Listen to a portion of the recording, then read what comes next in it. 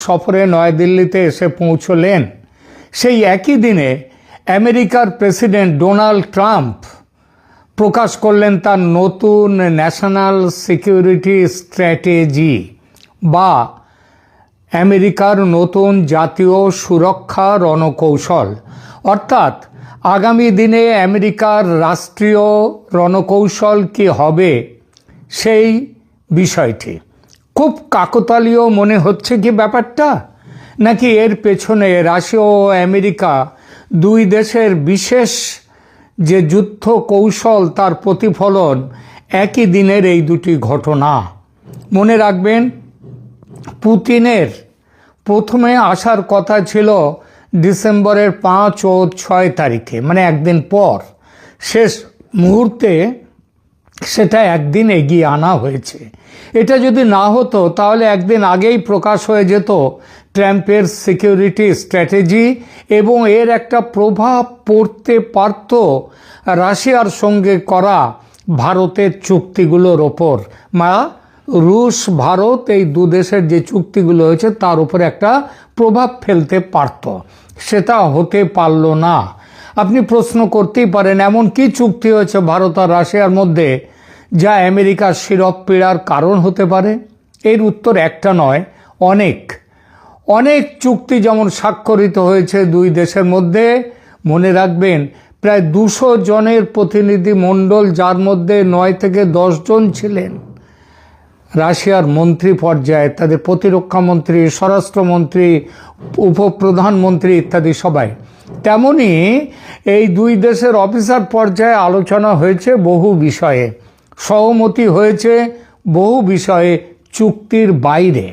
এখানে স্বল্প পরিসরে সব চুক্তির কথা বলা যায় না, তাই আর সেটা বলার উদ্দেশ্য নয়। তাই এখানে বলবো একটি মাত্র বিষয় নিয়ে, সেটি হলো বিষয় বাংলাদেশ। প্রথমে বলতে হয় বাংলাদেশ নিয়ে আমেরিকা কি চায় তার হাল হকিকত নিয়ে দুই কথা। গত বছরের জুলাই অভ্যুত্থান যে আমেরিকার ব্লু প্রিন্ট অনুসরণ করে হয়েছিল, সে ব্যাপারে দুনিয়ার কোথাও, এমনকি খোদ আমেরিকাতেও দ্বিমত নেই। সম্ভবত কি ট্রাম্প সাহেবও দ্বিমত পোষণ করেন না, কারণ তিনি নির্বাচনী প্রচারে তার কথা বলেছিলেন যে বাইডেন যদি ক্ষমতায় না থাকতেন, যদি তিনি থাকতেন, তাহলে এমন হতো না বাংলাদেশের অবস্থা। এটা নির্বাচনী প্রচারে গিয়ে ট্রাম্প সাহেব বলেছিলেন। তখন ছিল ডেমোক্র্যাট রাষ্ট্রপতি বাইডেনের জমানা, এখন রিপাবলিকান ট্রাম্পের জমানা। কদিন আগে ট্রাম্পের গোয়েন্দা মহাপরিচালক তুলসি গ্যাবার্ড বলেছেন, দেশে দেশে সরকার বদলের খেলা আর খেলবে না আমেরিকা। শেখ হাসিনার পতনের মূলে ছিল বাইডেন প্রশাসনের ওই সরকার বদলের খেলা। এখন বাইডেনের জায়গায় এসেছেন ট্রাম্প। সরকার বদলের খেলা অন্তত দৃশ্যত পৃথিবীর কোথাও এই মুহূর্তে করতে দেখা যাচ্ছে না আমেরিকাকে। কিন্তু বদলের খেলার পরিণামে আসা সরকারকে বিদায় দিয়ে সত্যিকারের গণতন্ত্র নিয়ে আসার জন্য কি আদৌ কাজ করছে আমেরিকার ট্রাম্প প্রশাসন? ভুল করলে শুধরে নিতে হয়, পাপ করলে তার শাস্তি পেতে হয়, কারণ পাপ বাপকেও ছাড়ে না। সেটা কি জানেন আমেরিকার রাষ্ট্রপতি ট্রাম্প? এই প্রসঙ্গে উঠে আসছে বাংলাদেশের নাম। ট্রাম্প সাহেবের নতুন যে সিকিউরিটি স্ট্র্যাটেজি, সেখানে বাংলাদেশের উল্লেখ কি আছে? ভারতের উল্লেখ কি আছে? রাশিয়া, চীন, পাকিস্তান নিয়েই বা কি বলা হয়েছে সেখানে? দেখুন, দেশ আলাদা আলাদা হলেও একের সঙ্গে অন্যের বাঁধন যে থাকে না তা তো নয়। সবার সঙ্গেই সবার বাঁধন কম বেশি আছে, বিশেষত আজকের দুনিয়ায়। আর এর মধ্যে ভারতকে নিয়ে রাশিয়া আর আমেরিকার টানাটানি তো একেবারে ত্রিভুজ প্রেমের পর্যায়ে চলে গেছে। আবার এই ত্রিভুজ প্রেমের টানাপোড়েনের মধ্যে এসে গেছে বাংলাদেশ। সেটা কেমন ও কিভাবে আছে এই আলোচনায় সেটাই দেখব এখন। অত্যন্ত গুরুত্বপূর্ণ বিষয় হলো যে আমেরিকার ন্যাশনাল সিকিউরিটি স্ট্র্যাটেজিতে বাংলাদেশের নাম একবারের জন্য উল্লেখ করা হয়নি। বাংলাদেশ বিষয়ে আমেরিকার নীতি কি হবে একেবারেই নেই সেই কথাগুলো। যদিও চীন, ভারত, এমনকি পাকিস্তান নিয়ে স্পষ্ট উল্লেখ আছে। এটা একেবারেই স্ট্র্যাটেজিক। হাতের তাস খুলে দেখাতে চায়নি আমেরিকা, বুকের কাছে গুছিয়ে রেখে দিয়েছে স্পষ্টত। কেন? এটা ভারতের দিক থেকে আসা প্রতিক্রিয়ার হাত থেকে বাঁচতে। তবে সামরিক সহযোগিতার স্তরে যুক্তরাষ্ট্র এবং বাংলাদেশ 2025 সালে কিছু কাজ করেছে, যেমন 3টি যৌথ সামরিক অনুশীলন চালু করেছে, টাইগার লাইটনিং, টাইগার শার্ক এবং নতুন RQ-21 ব্ল্যাক জ্যাক অনিয়ন্ত্রিত বায়বীয় সিস্টেম, সেই প্রোগ্রাম। এই প্রতিযোগিতা আমেরিকার ভাষ্য অনুযায়ী এটা সন্ত্রাসবাদ বিরোধী, এই সহযোগিতা সন্ত্রাসবাদ বিরোধী, শান্তি রক্ষা এবং মানবিক সংকট মোকাবিলায় ফোকাস করে। তবে বাংলাদেশে যেটা এখন সবথেকে বড় যে প্রবলেম, সমস্যা, বাংলাদেশকে ঠিক পথে নিয়ে আসতে যেটা সবথেকে দরকার, সেই মুক্ত, স্বচ্ছ এবং অন্তর্ভুক্তিমূলক নির্বাচনে আমেরিকার অবস্থান কি? এই প্রশ্নের উত্তর রীতিমতো জটিল এবং বিরোধপূর্ণ। অর্থাৎ আজ এক কথা, কাল এক কথা। আমেরিকার ঘোষিত নীতি এবং বাস্তবে যে কাজ তারা করছে, এই দুটোর মধ্যে উল্লেখযোগ্য পার্থক্য রয়েছে।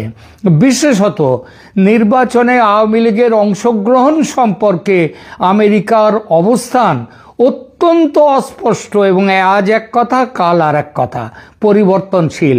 এই জন্যে বাংলাদেশের নাম উচ্চারণ করেননি এই স্ট্র্যাটেজিতে। এবং আমেরিকা এইখানটায় তার যে অবস্থানটা কাউকেও এখনও পরিষ্কারভাবে বলে না, এক একজন এক এক রকম কথা বলে যাচ্ছেন। আমেরিকার ঘোষিত নীতি ও মূল নীতিগত অবস্থান বিচার করলে দেখা যায়, যুক্তরাষ্ট্র আনুষ্ঠানিকভাবে সব দলের নির্বাচনে অংশগ্রহণের সমর্থক। আমেরিকা বাংলাদেশে মুক্ত, ন্যায্য, বিশ্বাসযোগ্য এবং অন্তর্ভুক্তিমূলক নির্বাচন চায়, যা সকল স্তরে অনুষ্ঠিত হবে।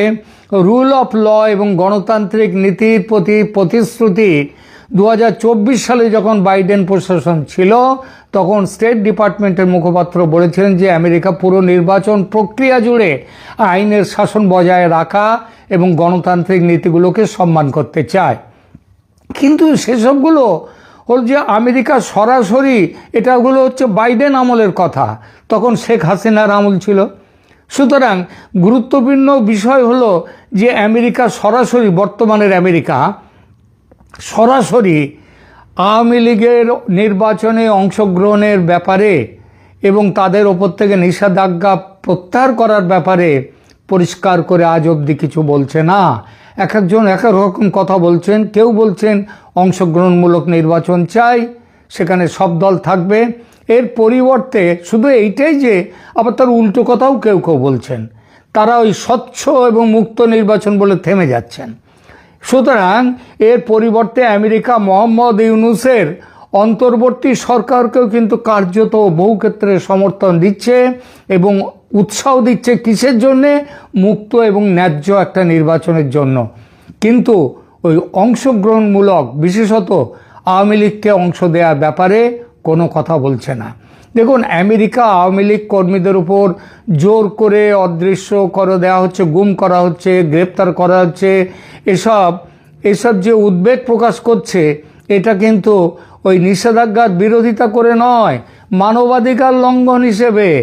অর্থাৎ আওয়ামী লীগের আজ অবধি আওয়ামী লীগের উপর নিষেধাজ্ঞা তুলে নেওয়ার ব্যাপারে কিন্তু আমেরিকা সরকারিভাবে কোনো বক্তব্য রাখেনি, আলাদা আলাদাভাবে বিভিন্ন ব্যাপারে বলে যাচ্ছে।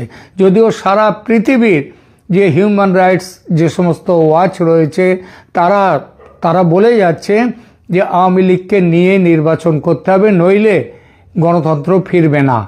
তাহলে বাস্তবে কি দাঁড়াচ্ছে? কথা এবং কাজে এই যে ফারাক আমেরিকার, এটা আমেরিকার ঐতিহাসিক প্যাটার্ন, মানে আমেরিকার দুটো মুখ।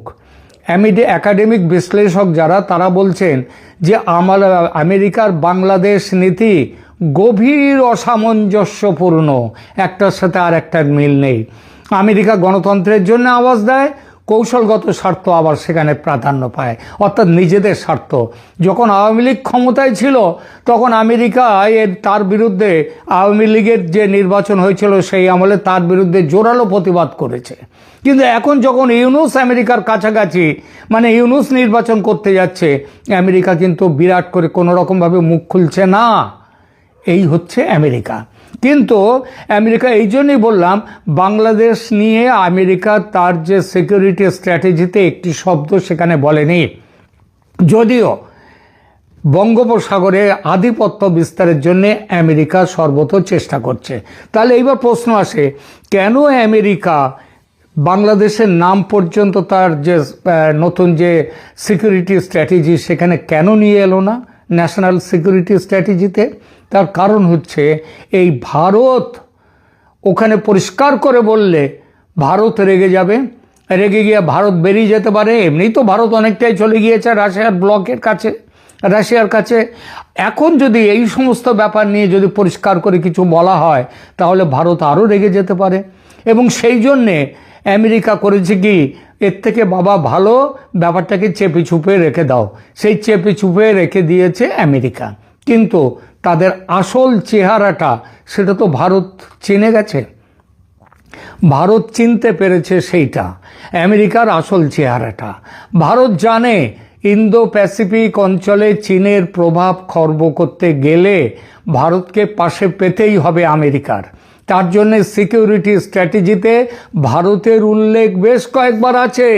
সেখানে বলা আছে যে ভারত এই অঞ্চলে, উপমহাদেশের এই অঞ্চলে ভারত দেবে নেতৃত্ব, এত সব কথা বলা আছে। কিন্তু বাংলাদেশের নির্বাচন নিয়ে, ইউনূসের ভবিষ্যৎ নিয়ে এখনো পর্যন্ত নির্দিষ্ট কোনো উল্লেখ নেই। তাহলে কি আমেরিকা কি চাইছে? আমেরিকা চাইছে ইউনূসকে রেখে নির্বাচন করতে, এবং ভারত কোনোভাবেই ইউনূসকে রেখে নির্বাচন করবে না। আমেরিকা চাইছে আওয়ামী লীগের উপরে নিষেধাজ্ঞাও যাতে না ওঠে, আমেরিকা সেইটাই চাইছে ভেতরে ভেতরে। আবার মুখে আবার আলাদা কথাও বলছে, যে সেখানে বলে দিচ্ছে, কখনো কখনো বলছে যে আমেরিকা বলছে যে ট্রাম্প বলছেন যে বাংলাদেশের ভারটা আমি প্রধানমন্ত্রী মোদির ওপর ছেড়ে দিয়েছি। আবার ঠিক সময় তিনি মাঝে মাঝে আবার তিনি আবার দড়ি টানছেন। এই টানাটানির খেলা ভারত কিন্তু সহ্য করবে না। এবং ভারতের যা এখন যেটা করেছে, ডেকে নিয়ে এসছে রাশিয়ার সাথে যে বিরাট চুক্তি হয়েছে, এবং সেখানটায় রাশিয়ার সাথে প্রতিরক্ষার ব্যাপারে পর্যন্ত কথা উঠেছে যে বাংলাদেশের ব্যাপারে ভারত যে সিদ্ধান্ত নেবে রাশিয়া সেই সিদ্ধান্তের পাশে। আমেরিকা যদি কোনোভাবে কোনো রকম গোলমাল করতে চায়, রাশিয়া পাহাড়ের মতো দাঁড়াবে ভারতের পাশে। কিন্তু এইবার প্রশ্ন আসে, আমেরিকার কি ভারতের বাংলাদেশ নীতি বা বাংলাদেশে যেটা করতে চায়, একেবারে পরিষ্কার করে বলি, যদি নির্বাচনের দু একদিনের মধ্যেই নির্বাচনের তফসিল ঘোষণা হবে, দেখা গেল সেই ঘোষণায় আওয়ামী লীগের উপর থেকে নিষেধাজ্ঞা উঠল না, যদি দেখা যায় আওয়ামী লীগকে নির্বাচনে অংশগ্রহণের সুযোগ দেওয়া হয়নি, ভারত কি মেনে নেবে এই নির্বাচন? অবশ্যই মানবে না। কি করবে ভারত? ভারত অনেকগুলো কাজ করতে পারে, ভালো মুখে যখন কথা হয়নি তখন আঙুলটাকে টেড়া করে ওই বাঁকা আঙুলে ঘি তোলার মতো করে ভারত সেই কাজটা করবে, এটা নিশ্চিত। জেনে রাখুন, নির্বাচনী তফসিল যদি ঘোষণার সময় আওয়ামী লীগের ওপর থেকে নিষেধাজ্ঞা যদি প্রত্যাহার না হয়, যদি আওয়ামী লীগের ওপর থেকে নিষেধাজ্ঞা প্রত্যাহার না হয় এবং যদি তাদেরকে ভোটে অংশ নিতে না দেয়া হয়, তাহলে বাংলাদেশে ভারতের সামরিক অভিযান সেটা ওই কোনো দু চারটে অ্যাকশানের মধ্যে দিয়ে হতেও পারে, আবার পরিপূর্ণভাবে অন্যরকমও হতে পারে। সেইটা আগামী দিনে আমেরিকা সেটা বুঝেছে। এবং এটাও জেনে রেখে দিন, আমেরিকা মুখে মনে যাই থাকুক না কেন, ভারত যে ব্যবস্থা নেবে আমেরিকা তার বিরুদ্ধে কিচ্ছু করবার ক্ষমতা আমেরিকার নেই। আমেরিকা নেই, আমেরিকা করতে পারবে না। সুতরাং আগামী সপ্তাহটা, এই সপ্তাহে, এই আজকের এই কয়েকদিনের মধ্যে, মানে আগামী সপ্তাহ বলবো না, যে সপ্তাহটা চলছে এই সপ্তাহের মধ্যে বাংলাদেশে নির্বাচনের তফসিল ঘোষণা হবে এবং তারপর সেটা দেখে ভারত বাংলাদেশে কী করবে এবং তার মধ্যে সার্জিক্যাল স্ট্রাইক থেকে শুরু করে অন্য রকমের সামরিক অভিযান সব কিছুই হতে পারে। এখনকার মতো এখানেই রাখছি। ধন্যবাদ।